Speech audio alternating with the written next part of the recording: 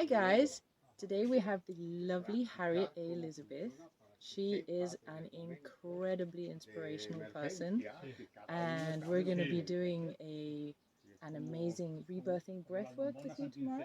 Yes, yes. And I can't wait because I've never done that. I've heard so much Oh, about wow, it. wow.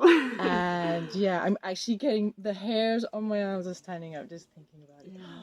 Yeah. Great. So, of course, you're not from here. Where do you come from? I'm from Sweden, but I've been living many years in Spain. What made you come here? Well, I came to Spain 25 years ago with the father of my children, and it was really because his business pulled us to come and stay and live in Spain. Or rather, he was going to come and stay and live in Spain, and he was going to commune back and forth. And I was at the point in my life where I was a photographer at the time, and having two small children. And at that time, having two small children, and when you have a deadline as a photographer in a studio, like for a newspaper or something, then it was darkroom work. This was before the digital, right? So you stand all night. Yes. You stand all night to be able to deliver at 4 o'clock the following day if you had a deadline. And I just came to a point where I'm tired. I don't want to do this anymore, or I need a break. So I said, why don't we all move to Spain and take a couple of years? And of course, those couple of years ended up being a lifetime. Wow. Yeah, there's something about Spain. Once you come, that's it. Yes. You're hooked. Yes. Yeah. Okay, so you do other things as well, not just the breath work. What can you elaborate on some of the things you do? I do shamanic influence. I don't want to call myself a shaman. It's too big of a word in a way. It is, but it is very much influenced by shamanism. I do meditations and energy work where you really are connecting deeply with Mother Earth, using all the elements and the spirit worlds that are in the 4 different directions, and all the different spirit animals, etc., calling in spirits to support and help journeys, guided meditational journeys, etc. And then one-on-one healings, which I actually say I'm doing less and less of, and especially lately, because I am really diving deeply now into the breath work. I feel like I started doing I've been doing breath work in my meditation journeys before, but not like really specifically only breath work, which I do now. I would do like breath work, and then it would go into a deep meditation supported with drums and music and energy work around the people, which is really, really awesome as well. But since I started go into transformational breath work, I just find it so potent and so powerful. And I just really want to focus on that, because I came to a point this summer myself when I felt like, I intuitively just felt like that this is what humanity needs. We need to connect with our body. We need to connect deeply with, it's the breath, it's the breath, it's the breath, it's the breathing. 3, 2, 1. Deep into your belly, into your chest, release and let go.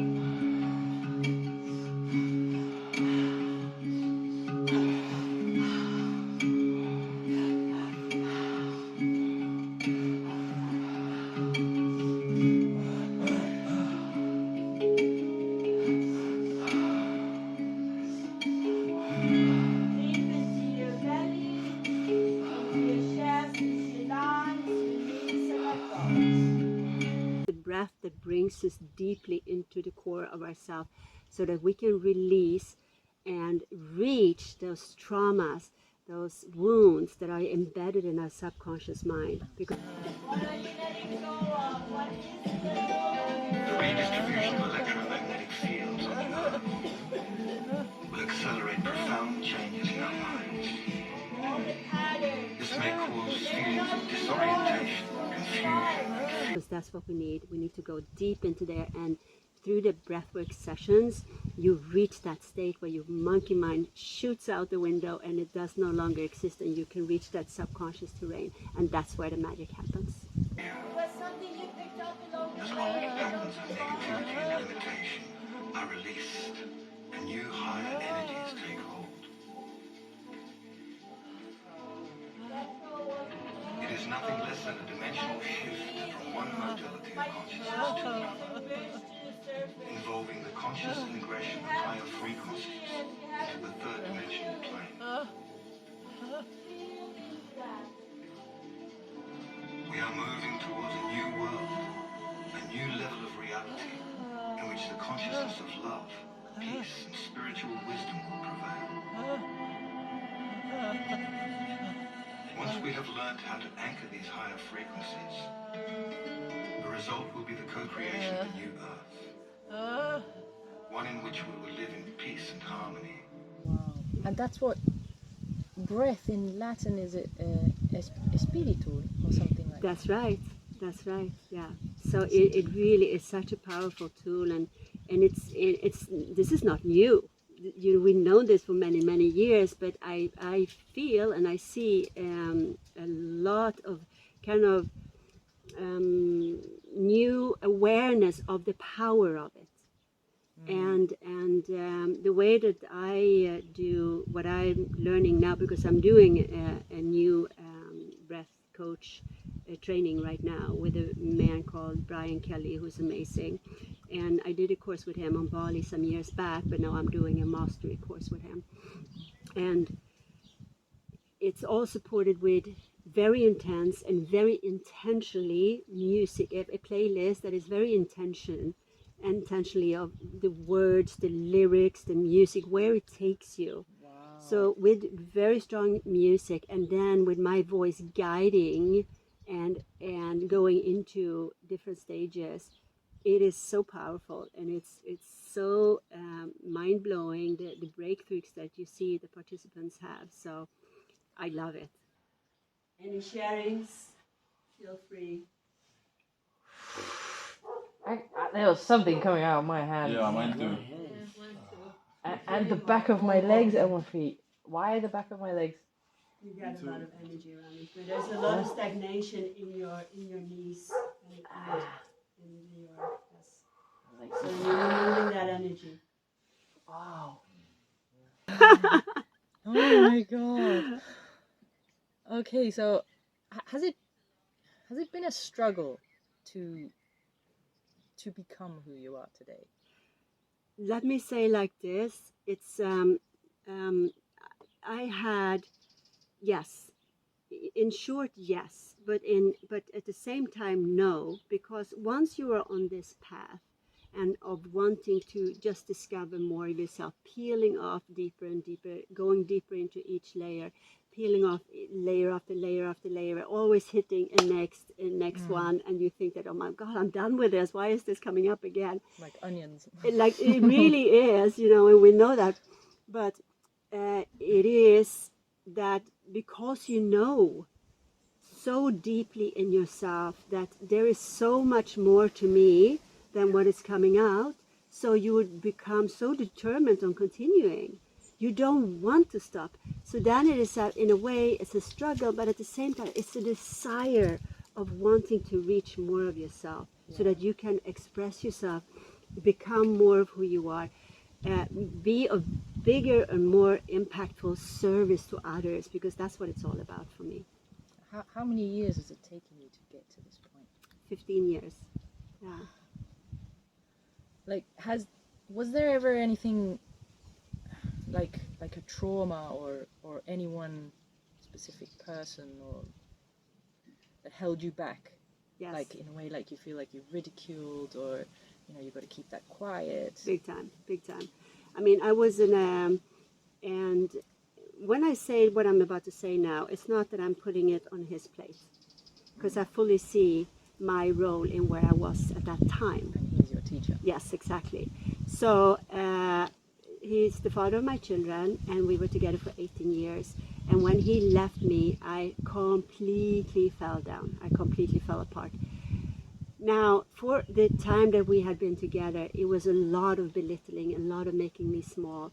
And I was always navigating myself around and thinking, you know, I didn't see that he, because I didn't understand it at the time being, that he was very much a narcissistic behavior and very controlling, super charismatic, super successful, They always etc. are. They always are, right? So you always, but also I always wanted to look at myself. Okay, you know, always wanted to go back to myself. So there's a balance there of recognizing what someone does to you is because you actually accept it at some point, because you actually don't believe deeply that you are worthy, or that you, not worthy, I don't like to use that word, but that you don't believe enough in yourself to break free from it. Because if I had seen my own value, I would have left him. Exactly. So it's as simple as that. So at the end of the day, we always have to take responsibility for ourselves, where we are, and that's what it's all about. So He was part of that journey for he was you. part of that journey. And when he left, I lost it completely. I went, and let me back up as well, because I had, for many years, I had been going in and out of depressions, because I knew I was depressed. I was suppressing myself continuously, and I was always functioning, and I was always a busy mom, do, run, be, as we are with small children. But it was, I was, as soon as I wasn't needed, I would lay down on the couch and curl up, and I could hardly breathe. And then I would, okay, it's time to pick up the kids. Okay, up and go, and then run, Put your face on. Yeah, put my face on and just do what I needed to be done. So I was always functional, but behind the scene, I suffered a lot. Was that like the deep dark night of the soul, or would you just say that was depression? You know, depression has so many different layers, because it really is about not seeing who you are, you know, suppressing who you really are. And dark night of the soul, I would determine to be more actually once you are on it. Well, it can be that too, but it's more like you've already reached quite far ahead, and then all of a sudden you hit these walls where you feel like, so this was before you reached that point. Yeah, totally. And I went so deep, I tried to commit suicide, and I didn't. I didn't want to be here, because I felt like I don't belong here. I don't know how this world works. This is not my world. You know, I just want to go home. I felt no guilt, no nothing. I just felt like if I'm not here, it's going to be easier for everyone else and so much better for my kids. When you're in that place, you do not see, you know, you cannot see it from other people's perspective. I could not see it from my children's perspective if they lost me, etc. It was only, I felt like it would be better service for them if I disappeared, because I think every single one of us has been at there. That point. It's so many of us, and it's so kind of forbidden to talk about in a way, because and it's so common that we feel this complete despair, and it's no shame in it at all. It's just when you come back to life again and you see where you were, and then you see that what an incredible gift it is to come back to life, and the joy that you feel for life, the joy that I feel for life now.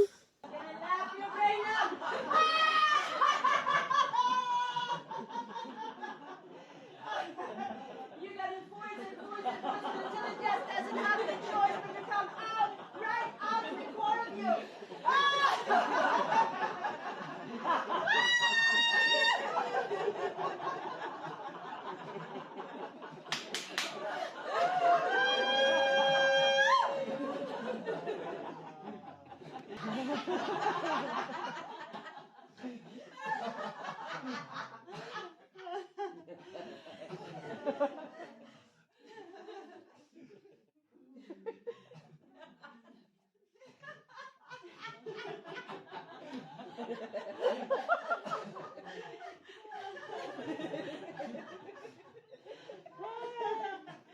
No psychedelics needed.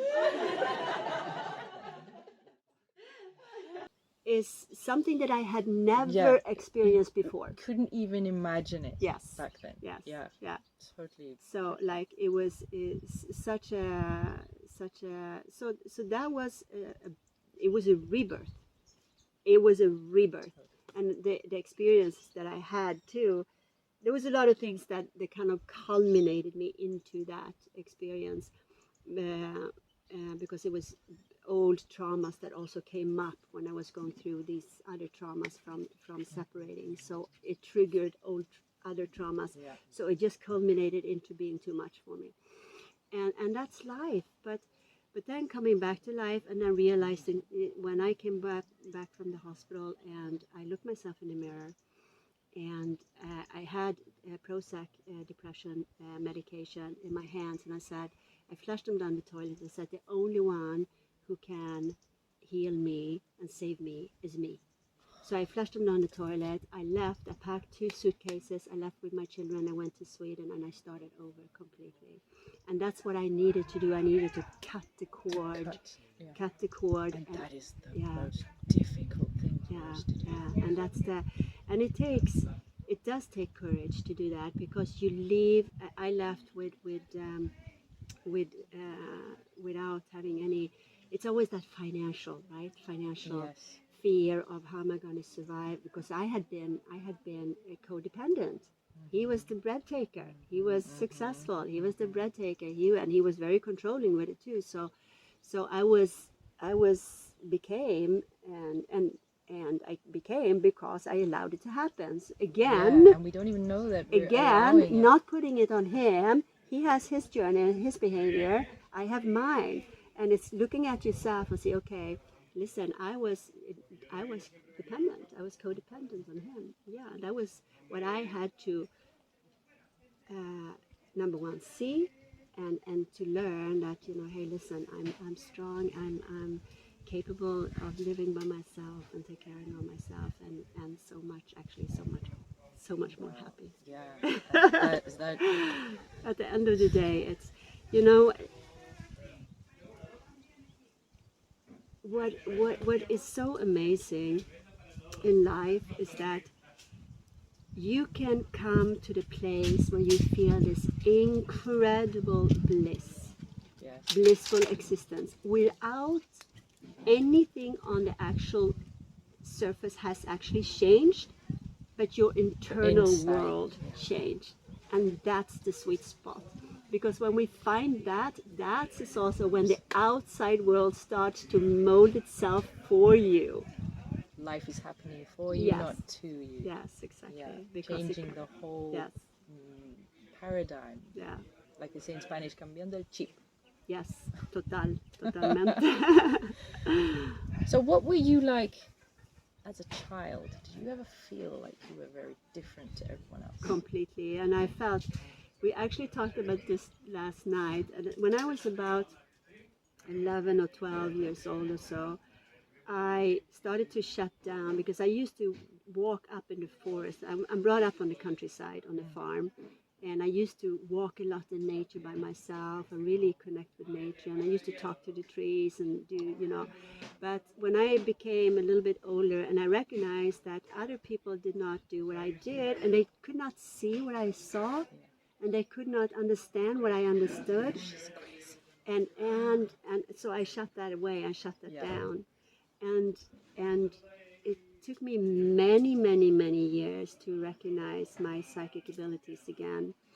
And it was some years back, a really dear friend, an amazing guy, Tariq EQ Amavi, and he said to me, Harriet, if you take a piece of paper and write down all the psychic moments that you've had of seeing things or whatever, psychic moments that you've had, in interactions with spirits or things that you've seen or known, or you're gonna recognize how psychic you actually are. So I started doing that, and it was like a complete, actually, it was like really one of those moments of like, my whole life I had that, but I was refusing to remember it. Blocking it out. I was blocking out to remember that yes, I have this, So and that's we like a all have trauma. it. Yes, completely. Yeah, I'm different. I can't be different. I Yeah. need to be accepted to be loved. yeah. Yeah, that seems to be a very common thing. Very with common. us, Plus, I also believe, and I know that it also lays very much from our previous lifetimes, that when we have been very Yes. much burned Yeah, and suffered tremendously because of our it's gifts. called the persecutionist block or Mm, something like that. Yeah, yeah, and it's it possible, carries yeah. on, stays with us. It throughout stays our with life. us, yeah. Really, our ancestral heritage, we carry with us 12 generations. It's 12 generations back. So whatever we've experienced in those generations, we carry it with us. And that is another thing, that when you reach that from a conscious mind, you cannot. And that's why that brings us back to the breath work, because when you go into deep transformational breath work sessions, you can reach that subconscious. Absolutely. Yeah, yeah. How old were you when you realized that something wasn't right with this world that we live in?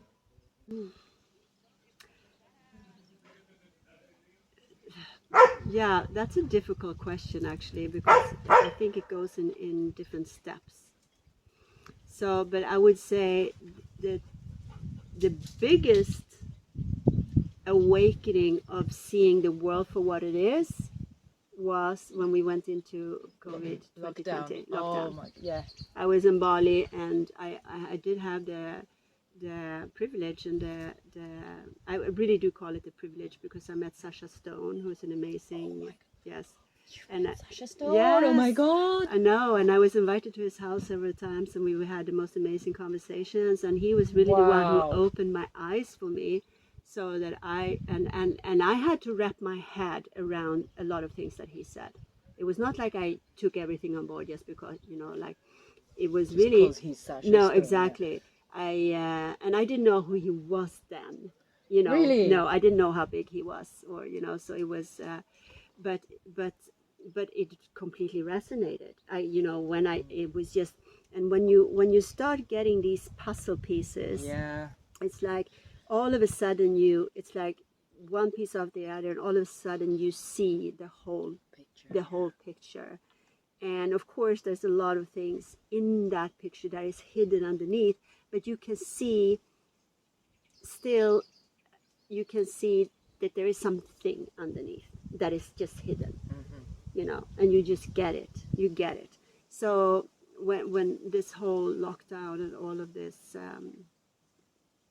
tonterias, like I say, happened, it was I was actually stranded in Bali, for 6 months. Yeah, Not a bad place to be no, stranded. it was and get a chance to meet Sasha Stone. So yeah, so it was Silver it was lining, yeah. it really was everything like happens for a reason. I really felt like I was meant to be there. I was meant to meet him. I was meant to, because it just gave me such a strong platform of my understanding and how I related to, and it's one thing seeing something, and then to actually taking it aboard fully, because when you do, then it's easy, at least in my opinion, it's easy to step out of that. Yeah. It's like it's at first there's a period of like anger and frustration, but it's like, you discover something that you think the world is in a certain way, and then you realize that it's not at all. And then at first it's like, what the F, and then it's like that. So it's at first that frustration, anger, and then there's somehow like this grieving in a way, that you feel like, how it's so crazy, how can it be, and why, and then you completely accept, and you just decide that that's not my world. Yeah, detaching yourself completely and choosing to live. I live free. I'm a free sovereign being. I choose my reality. I choose how I look at the world, and I stand up. I don't fall into of course the media is completely out the window. It's been for many years actually for me.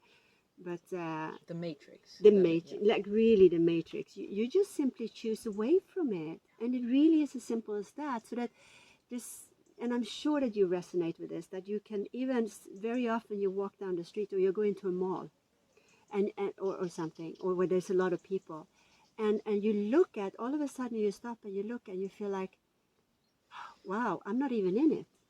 You feel like you're not even in it. You really feel like you're watching a movie or something. Yeah. It's bizarre. Like a hologram. Yeah, it's really interesting, and but and I think more and more people are not think you see it. More and more people are waking up to see that the world for what it is. But of course, there's many layers. There are many layers. So that is one thing. And then what are we waking up to?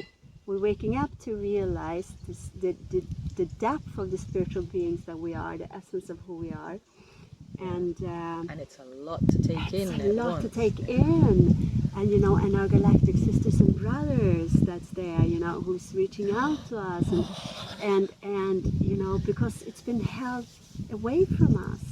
We have not been given this, so we are everything that we thought the world was is a lie. Is a lie. Exactly. So it's a lot to wrap your head around, right?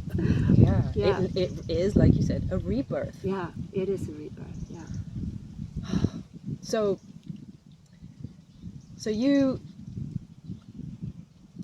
you honestly believe that you're on the right path. So do you see signs like I see a lot of 7/7s, 3/3/3s, 8/8/8s? Yes, my God.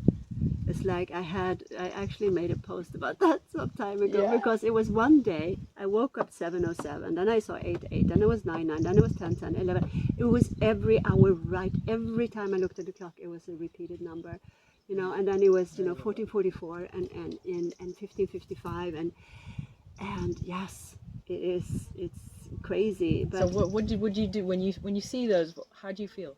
It just makes me feel really that I know that everything's okay. It's like a message, a confirmation. It's a confirmation that we are on the right path. You are on the right path. What you're doing is, you're moving in the right direction. Yes. With your inner work, with yourself, and it's that little. It's like they're cheering you on. Go. Look go, here. Keep going. There you go. Exactly. Yay, you saw it. It is. But there's a lot of that. Yeah. I've been seeing a lot of 3/3/3 lately, Yes. and that means it's a reminder for me that I am the creator of my reality. Yes. And I can choose to be in a good mood, and I can choose to be in a bad mood. I can choose to let that person annoy me, and I can choose to just be on my high vibration. Yeah. And it's so easy to forget that. Yeah. So it's like they're saying to me, Celeste, hello. Yeah, 3/3/3. exactly. Yeah. Yeah, okay. Yeah, that's right. Thank you. Yeah, exactly. Yeah, it is a beautiful reminder of number one, that they're there. Yes. You're right? not alone. You're not alone. You came here for a reason. Exactly. Yeah. And they've got your back. Yeah, they got your back. And it's powerful. It is powerful. It is. Even on the way here, I was like, okay, thank you. Yeah. Do you ever doubt yourself or your abilities? Yeah, of course I do. I think it's just part of the human experience that we have that. And what's important that we do is, and in anything, and actually I'm going to give you a good example, because I had something that came up for me last week with a friend of mine who does body scans, and what he saw in me, he saw that I still had strings of this fight and flight constantly in me, and that is from fear of not having enough, like financial struggle, lack and scarcity. And I'm like, really? But the thing is that we can think that we're over something, but we can be, we are bypassing. Yeah. We're bypassing it. It's there. So it was very evident that he could see that energetically in me. And what it brought up in me, that he saw it, of course, it brought it up to the surface, which it had to do. So for 2 days, I was in so much fear. And it was like, but this is the beauty. You have to feel that. Yeah. You have to allow that to come up, to It's the healing. feel it. That's how you heal it, by actually allowing it to be there, to feel fully into it, and then you love it.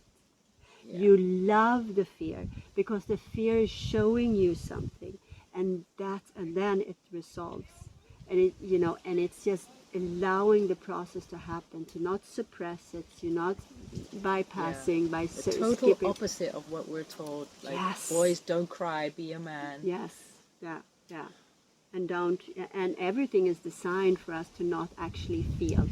Yeah. Everything is designed for us to bring our awareness outside of ourselves, instead of listening to that internal voice where we have all the answers and all the wisdom is there for all of us. Yeah, you're definitely on the right track. Yeah. Have you ever watched a particular movie that has sort of made your eyes go, oh my god, they are outright telling you what this reality is all about, but the person sitting next to me does not see it? Like, for me, it was The Matrix, a movie called Free Guy. Have you seen that? No, I haven't. Oh my, Yeah. it's a new movie. It's just come out. All right, I gotta see that. You do, What's it called? Free Guy. Free Guy. So he's a guy who's actually an NPC, a non-playing character in a video game, Yeah. and he's got the same lines to say, that he goes to the same place every day, and then one day he realizes, wait, I'm gonna change this. Yeah. And he changes his life, and it's just, his life becomes incredible because he realizes, he wakes up. Yeah. So yeah, Free Guy, you Yeah. watch that. Oh, I gotta watch that. And another one for me was Indiana Jones and the Temple of Doom, where he's got to imagine that the bridge is there before he can step on it and cross over. Have you seen that? Yes, that's true. Yeah. That totally flipped. You got to see it to believe it, to know you have to believe it Yeah. to see it. Yeah.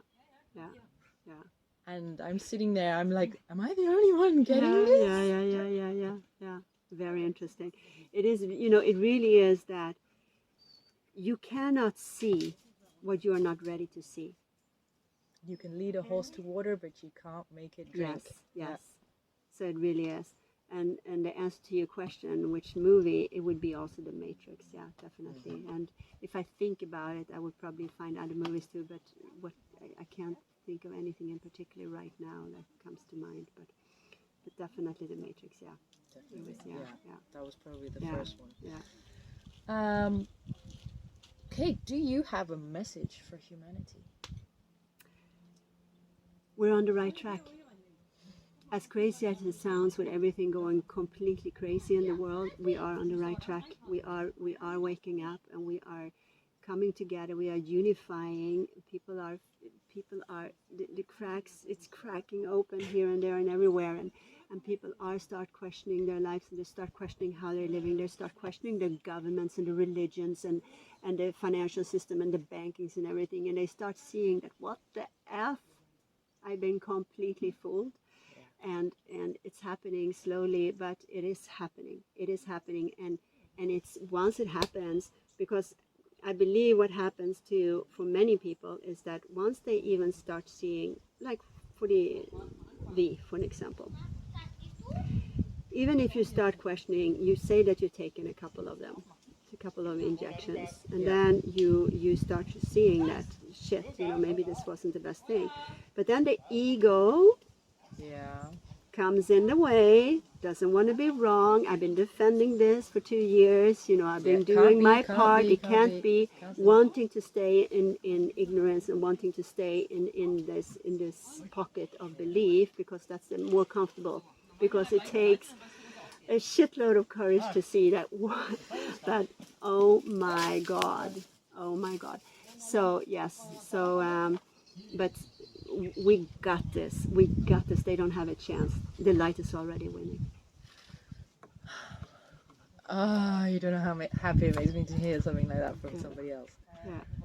Well, thank you so much, Harriet. This You're has so been welcome. absolutely amazing.